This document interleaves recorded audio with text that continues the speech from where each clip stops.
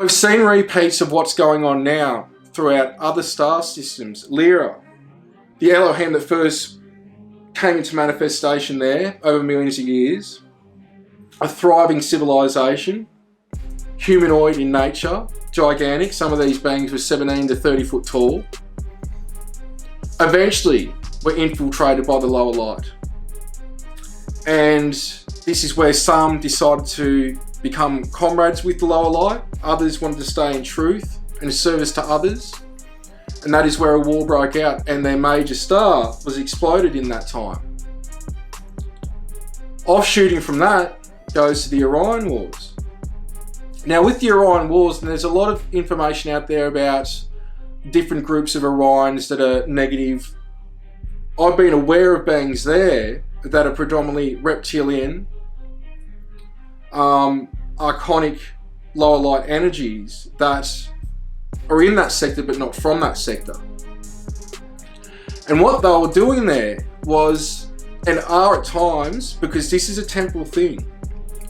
Again, we have to get out of linear thinking and look at things unboundedly 360-degree awareness.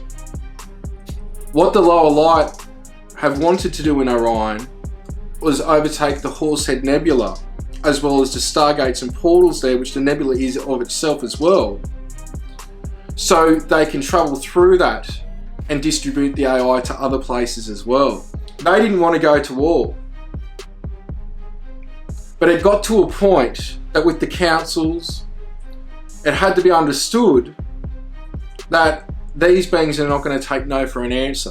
And by that time, many had perished in the wars there. It eventually got to a stalemate where neither side had won, but there was a lot of damage on both sides. And then let's take us up to more recent times of how there's a continuation of really what's going on now has been going on for a long time. We had Tiamat, Malona here, which is now the asteroid belt. There was conflict here. But what we tend to find is that eventually all paths lead back to source. And an example of this is with the Pleiadians. The Pleiadians are a conglomerate of many different types of intelligences throughout this neck of the woods in the galaxy. And predominantly, if we look at them from this frequency but offshoot into the future, they've been time traveling back. If you look at the Pleiades now, it's too young to harbour life. And they'd come here and assisted many times. But then at times they got to be seen as gods, and really they're our offspring, an example of what we become.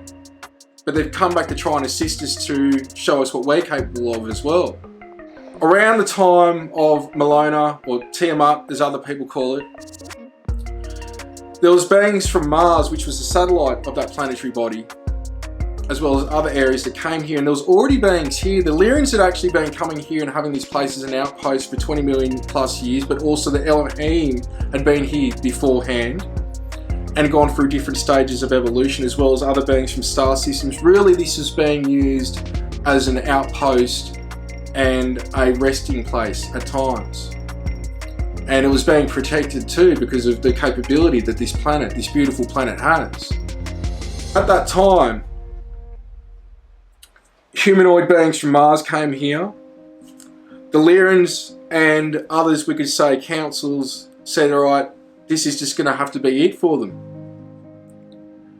And in sync with that,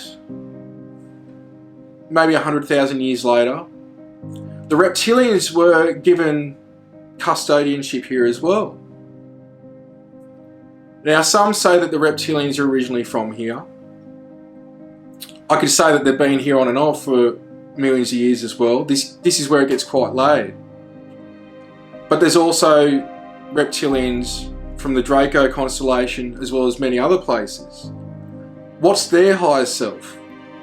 An Elohim being too. We're all, our light that we shine, that aspect is an Elohim creator being. Well, there's what we could say universal law in situations like this, meaning the reptilians getting custodianship of Earth at that time.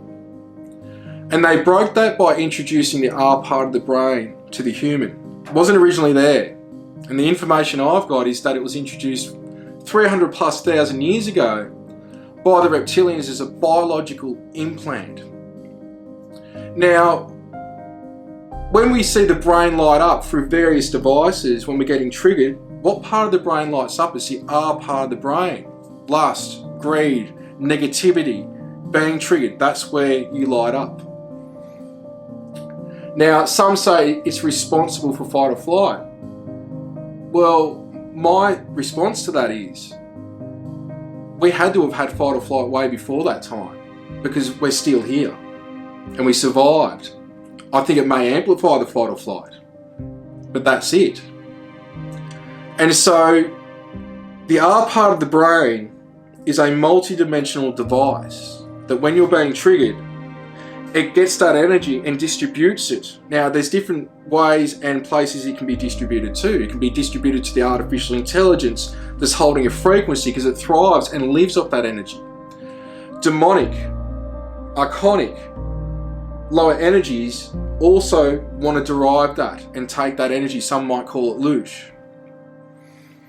So from that, the Pleiadians were actually given custodianship for a short amount of time, which turned into Atlantis and Lemuria, which are Pleiadian colonies.